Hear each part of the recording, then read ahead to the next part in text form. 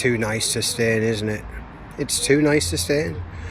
So we're heading off up Malmesbury Hill, see if we can smash a couple of records, have a bit of fun. I'm going to take it quite easy, to be honest, but the sun's shining, so I'll see you out there. I'll record quite a lot of it, so I'll see you when you get back. Cheers, bye. So here we are, we're out again. I'm going a loop that my friend took me on a couple of times, a couple of hills, but it's a glorious night, isn't it? Middle of a heat wave. It's a bit bumpy going up here, but it's not that bad. And yeah, I'm just enjoying being outside. I mean, the weather's fabulous, isn't it? I thought I'd tell you a little bit about myself, actually. So, a little bit about my riding, and also why I'm called the cycling author. So I might have to drop my books in, and you might have to go and read them. But I started a YouTube channel. I haven't got many subscribers yet, but I got a new bike for a 3-day bike ride. What my brother does every year, and I never do it. So I got a new road bike. Up until then, very much Zwifting indoors. Got myself quite fit.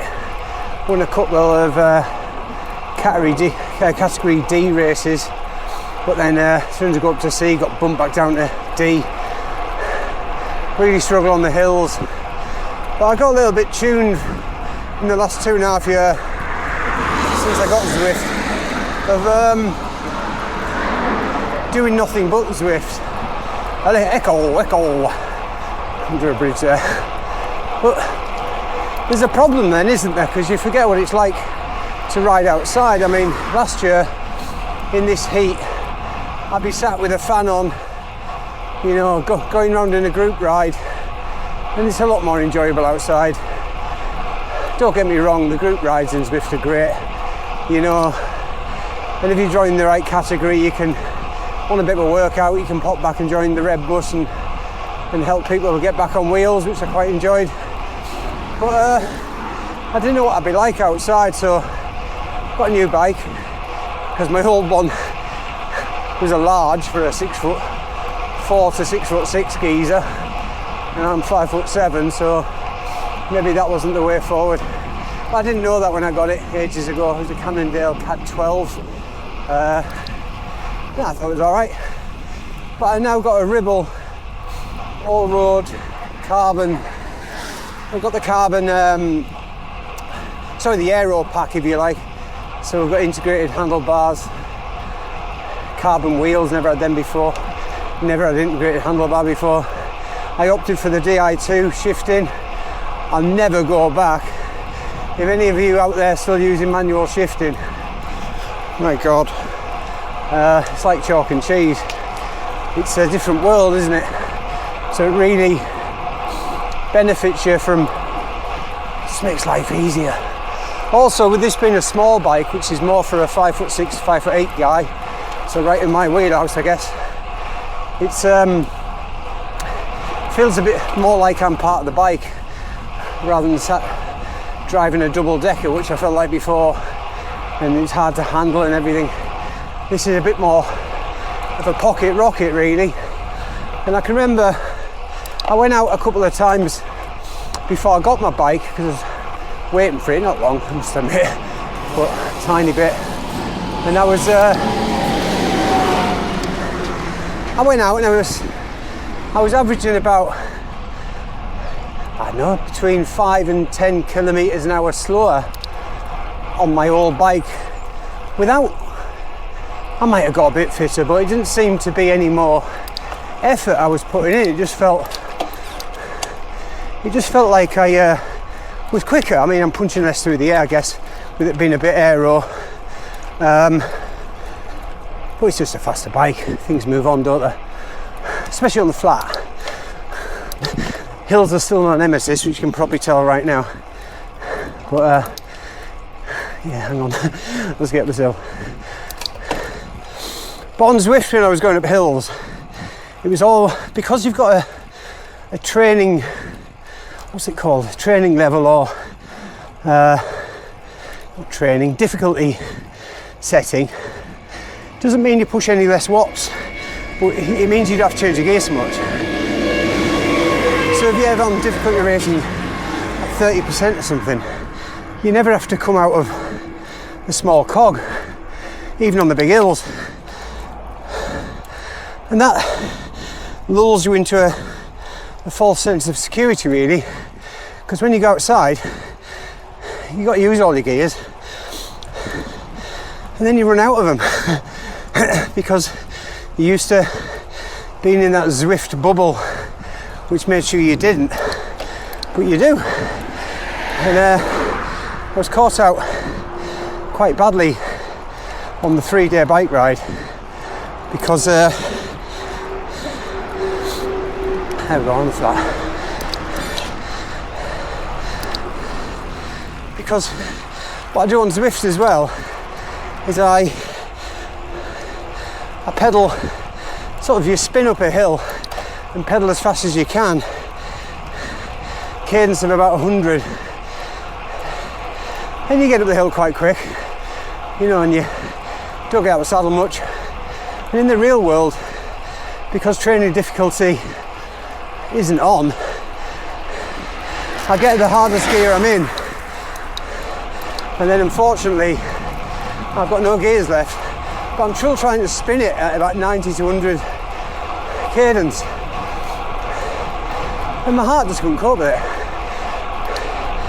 What the other guys were doing, they were mainly on mountain bikes, admittedly, but they were just spinning up at something they could handle, whereas Zwift had made me think you either spin full gas or you power up it out of the saddle.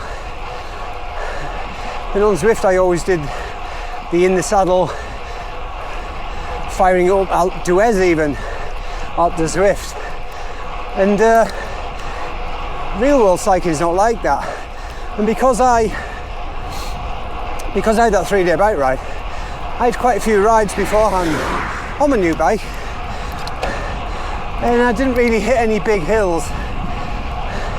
I did actually take it on a training ride up this route we're going now, but I got lost and sort of cut out the hill, not on purpose. I know you're probably thinking I did, but no, I couldn't find it, so I hadn't really gone up any hills. And then even on the first hour we were going up a hill at Loftus Bank, my god, it's 20%, and the worst one was on day 2 and I had to get off and walk.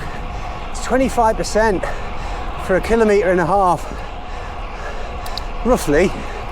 Might have dipped down to about, well, it didn't, it was just one big long drag with no bends at all. It was just a straight farm drag, really, and the mountain bikers were just spinning away. I overtook them all with me spinning away with no gears left, and then, you know, you just can't push that gradient with the lowest gear you got. And what I learned how to do on, because it happened again later on, I didn't get off, well I did get off, but I was only off for about 30 seconds, and that was just me being goosed from the earlier climb. But on day 3 we had quite a lot of similar hills, and instead of going full gas I was just saying, well, I'll just do 70 cadence until I can see the top, and when I see the top I'll bounce out the saddle. So maybe not, that technique's not for everybody, but generally now I spin at the bottom, I get a bit of momentum if I can, get me up the hill a little bit, spin at the bottom, and then if it crests up a little bit I'll probably get out the saddle, not pushing out the saddle, more just letting my body weight move the cranks along.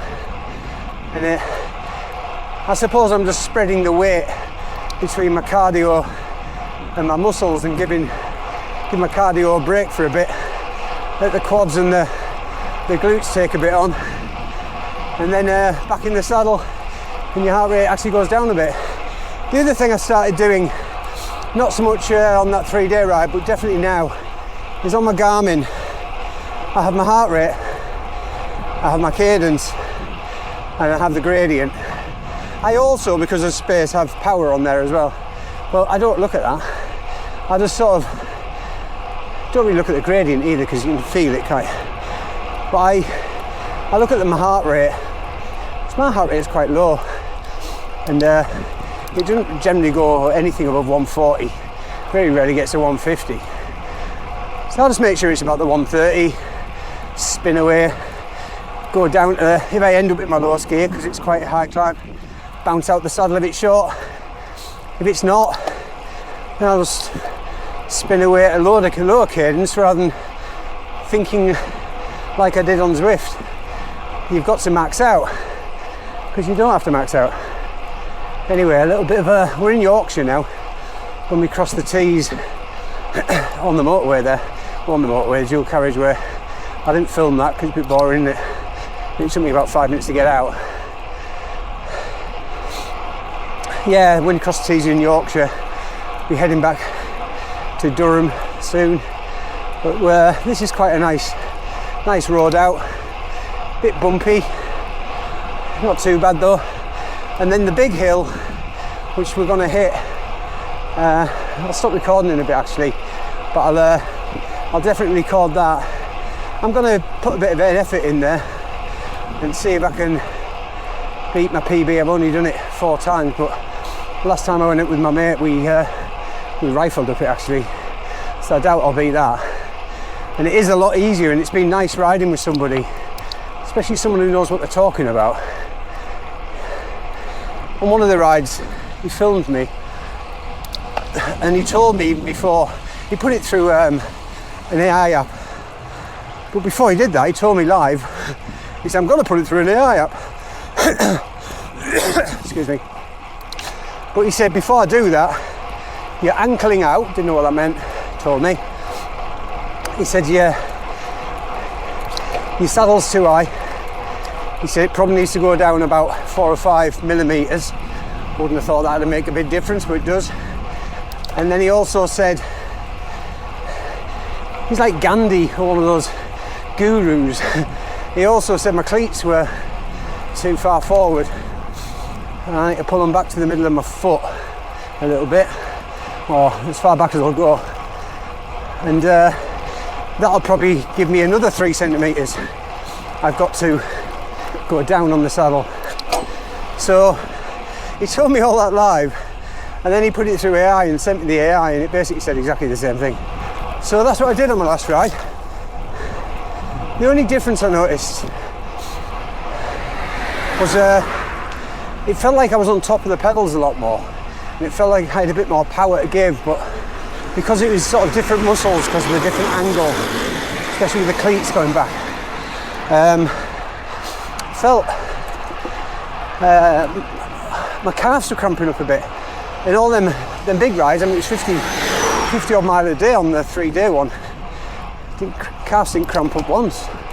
So maybe that's just using a different part of my calf, or a different muscle. Maybe it's just attacking the pedals from a different angle. Yeah, so I'd be interested to see if I get that again today. But I do feel like I'm a bit more on top of the pedal stroke, whereas before, stretching for it a little bit. Anyway, that's enough of me waffling on.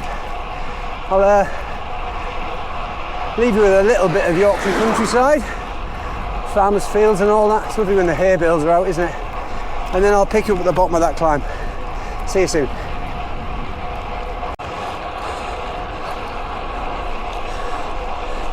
The other thing Paul told me just before we get the hill is plan your route. So obviously I haven't planned this one because he's planned it, but we're on all these back farm roads. When you're in North Yorkshire and South Durham, you know, there's a lot of connecting roads to all the farms, and there's no cars on them. You know, what I've been doing when I rode before is generally riding on the main roads, having not dare take an off-route trek. So on the 3 or 4 rides I've done with Paul, and we've done this one, it's quite nice to have some nice tidy routes. I mean, if you look around here, the only thing going to be coming down here is a tractor, and it's wide enough for that, but you know, you're not stopping for cars every 5 minutes or letting them past you on not having enough room.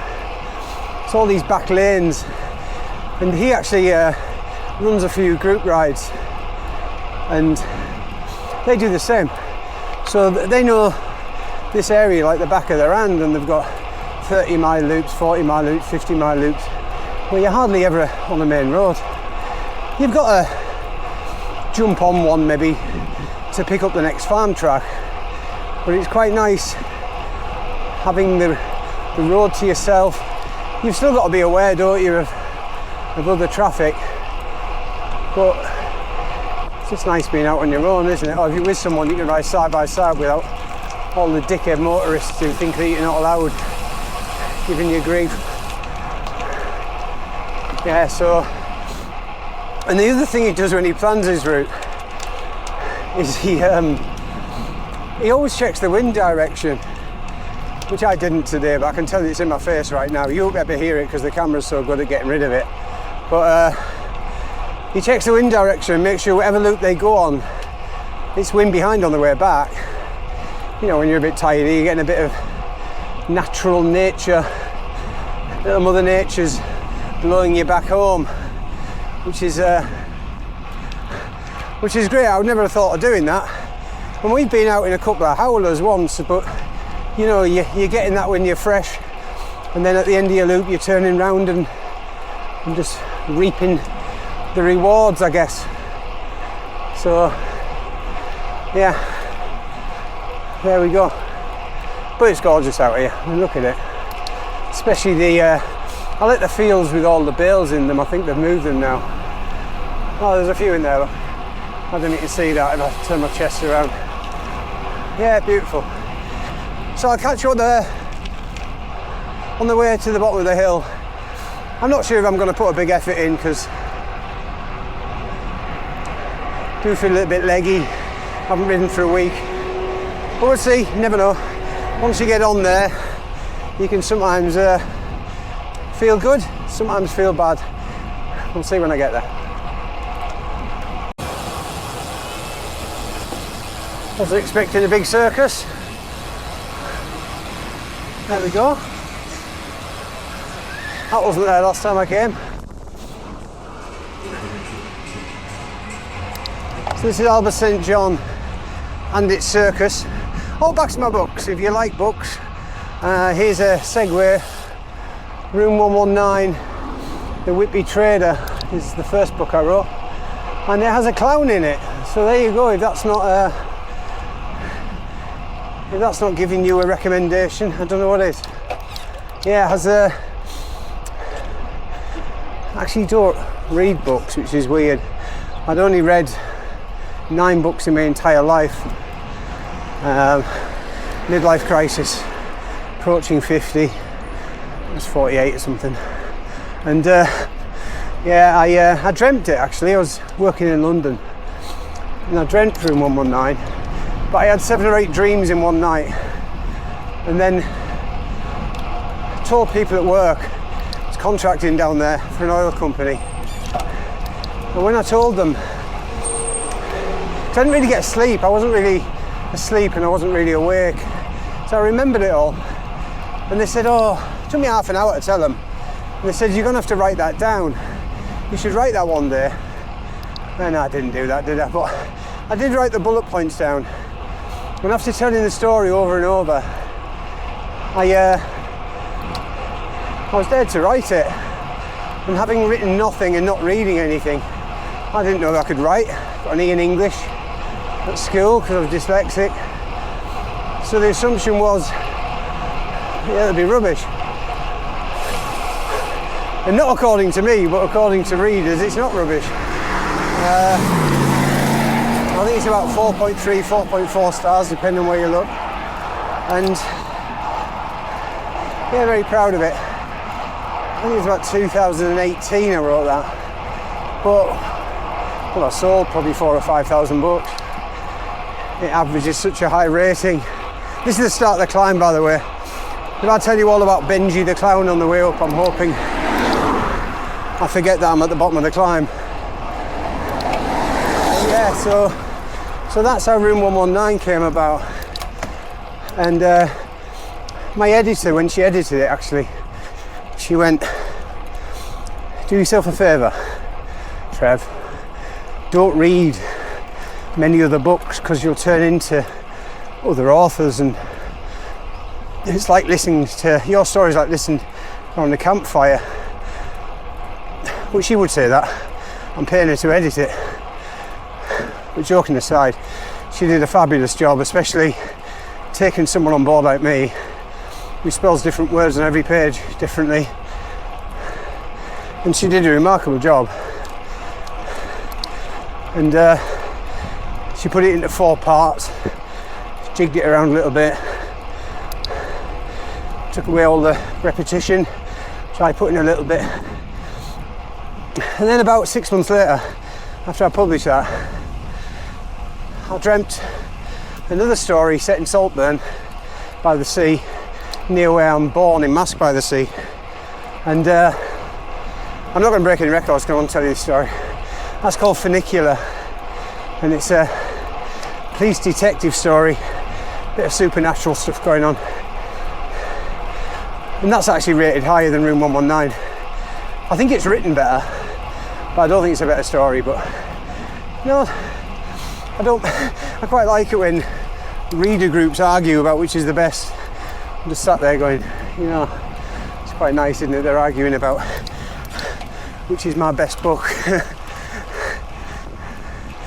And my English teachers at school who gave up on me, love to think what they'd be thinking if they grabbed a copy. They'd probably think there's no way it could have been me.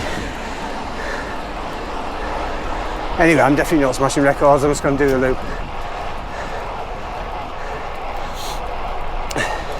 It's quite a nice, can't really call it a hill. It's more of a couple of ramps, a bit of flat, couple of ramps, a bit of flat. So it's a really good training ride. And my friend who's taught me this ride, he'll be going mad that I haven't smashed all the records, but my legs weren't in it really. It's been stuck indoors all day working. So I've come out for fresh air more than anything else. So yeah, Room 119, mystery thriller with a clown in it. Might change your opinion of clowns actually. And Funicular, more of a police procedural, strange goings on that he works out the same time you do really. Here we go. May as well do the full thing. Both on Kindle Unlimited, paperback. Room 119's in hardback as well. The only reason Funicular isn't is that I've been asked to get the cover resized, so it needs resizing slightly for the hardback. I have for Room 119. So number one son got the hardback treatment. The second child hasn't yet.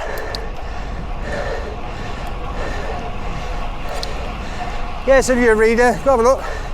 Tell me what you think. They're both on Audible as well. A really good narrator who was the first Audible book she'd done actually, but I auditioned her.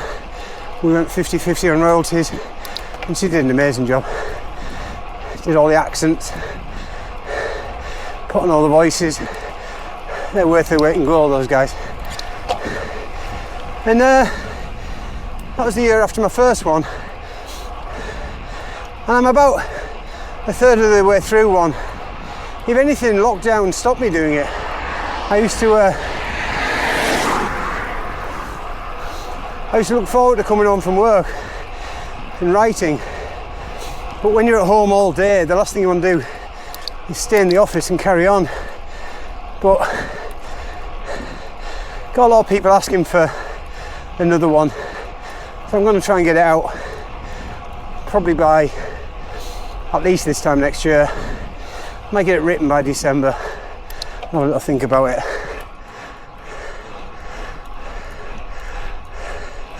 There's me out the saddle doing a bit of a punch. If you've read it, or if you're one of my, I think I've got 15 subscribers. If you're one of them and you happen to have read it, oh my god. Well, you win Subscriber of the Week if you've done it. If you haven't, and you go buy it and read it, you'll win subscribers next week. Heavy cloud.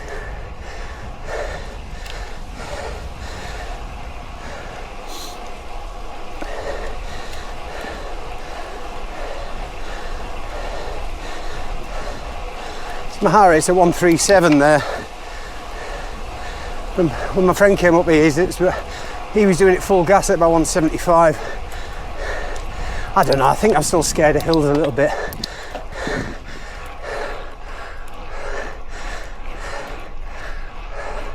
Definitely got better though. Before I'd have been down the bottom still grinding away.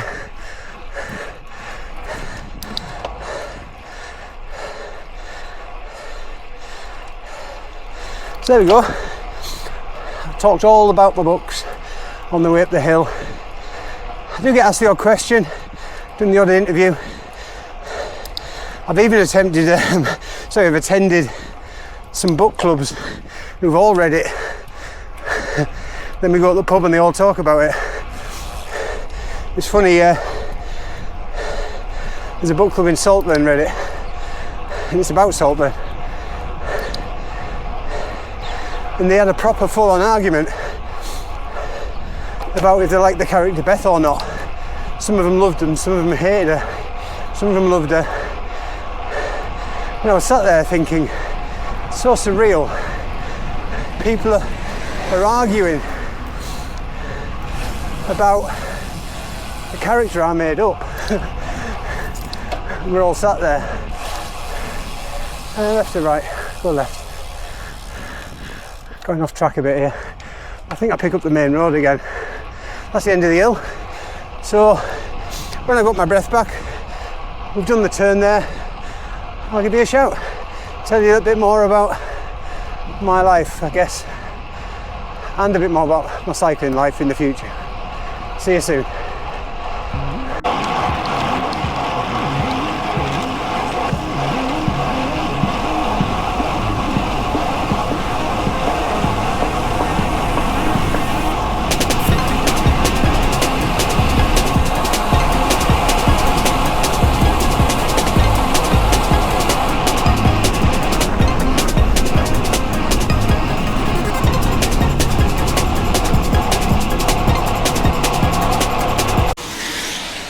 Yeah, back on the main road because I ignored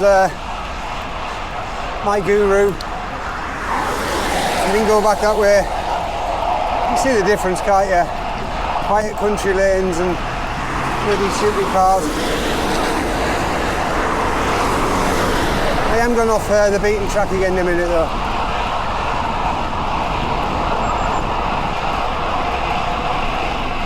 It's a gorgeous night. And it's going to get hotter, isn't it? I think tomorrow and the day after are going to be 90 degrees, so I'm glad I've got it out of the way today. We'll be riding tomorrow. In fact, we're out tomorrow, and then we'll see what happens on Friday. I'm meant to be going on a group ride on Saturday, which will be a first for a long time for me. I used to do the chain gang back in the day, one of the ones that set off from Richmond. I used to join them, sitting on people's wheels, which was fun. But having ridden with my mate quite recently, it's quite nice that getting used to riding on a wheel again and remembering what you can and can't do and all that malarkey. I've signalled a bit earlier there, haven't I? I thought that was my turning, it's not. Just riding in the middle of a road like a lunatic.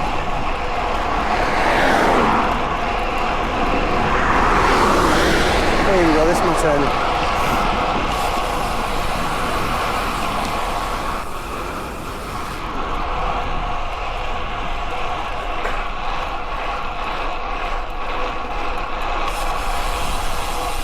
Here we go. This is going back Manfield Crispy way. I've not been this way. I came this way, but I've not actually cycled this way around. I know this is quite a quick way of getting home, rather than going the main road. And it was a hill on the way here, so I'm hoping it's downhill on the way back.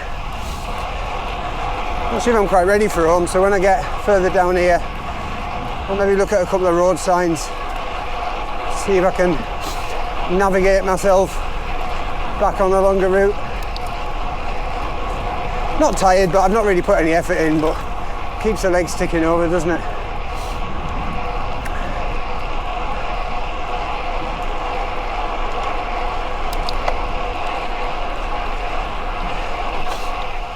So yeah, that group ride should be fun. On Saturday, if I end up going, I'll get my dog looked after, he comes first. Mickey's a little cockapoo. And yeah, so wife's at work, so depending on whether I can get him looked after or not, we'll see. But I'll probably video that as well, because it'll be a lot of back and through. I'm hoping the group aren't too quick for me, but from what my mate said, when we ride, just me and him, we're probably going quicker than what they go. So, but you still get nerves, don't you? You get nerves riding with new people, imposter syndrome, never thinking you're good enough for stuff, especially in riding, because although the riding community is really, really nice, you still get that anxiety of, you know, what if they're waiting for me, what if I get dropped, all that stuff. And when it happens, they're actually lovely to you, aren't they? I remember getting dropped nearly every time on the train going down London. There'd still be a pint wait for me in the pub. So, yeah, you probably shouldn't have that anxiety. I guess as long as you ride safe and you don't do anything stupid is the bit that gets you, isn't it? Because you think, not ridden with them before, you're going to go through and take a turn, are you going to do the right stuff? Do you know all the right hand signals? So I might just stay at the back a little bit. If they go at the pace I've been told and I can handle it anyway, I can probably just drop off the back and let them spin round and do turns themselves, understand what's really going on. You don't want to be that bloke, do you, that makes everyone crash, or that bloke who makes everyone smash all the tyres into a pothole because you weren't watching. You just don't want to be that bloke. So hopefully I won't be. We'll see though. I know what will happen when I get going. I'll probably want to go through and take a turn. I remember doing that on a social ride. Lee Dixon, the footballer, was on it actually. And from Richmond over to near Epsom, I think it was, or went past the Heston Blumenthal's pub anyway, the Fat Duck. Ascot, did we go? I don't know. Anyway, it was one of them race courses.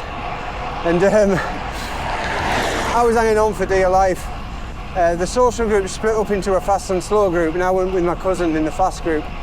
And I felt all right. I was hanging on. But at one point I went through and took the lead, and a couple of ex-pros on that ride. And they basically said, look, you're hanging on for dear life. The last we want is you up here, because we'll have to wait for you. And yeah, they're right. So don't let the ego get the better of you, I suppose, is the lesson of the day. But I'm going to enjoy it actually. Just take a watching brief probably. And when you see the video, you'll see me bombing all over the front of the group. There we go, the saddle for a bit. What a glorious night, look at that.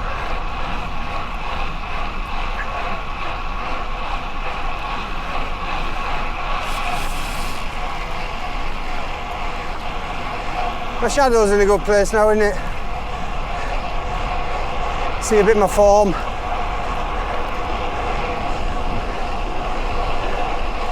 Love this camera though. It's on my chest mount at the minute. Angled up a little bit, so hopefully you're getting a bit of the road, not my knees. But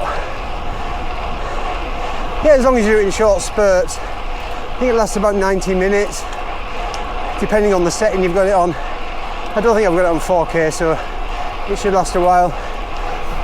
And then the little case it comes in, that charges it up, so it only takes 11 minutes to charge it up as well. So yeah, I've been very impressed. The only downside is when you move it from mount to mount, if you do, even when you're putting it in this mount, it's quite fiddly. And you end up recording yourself doing it because you can't get it in the mount without pressing record on the front. And as I've got this ring thing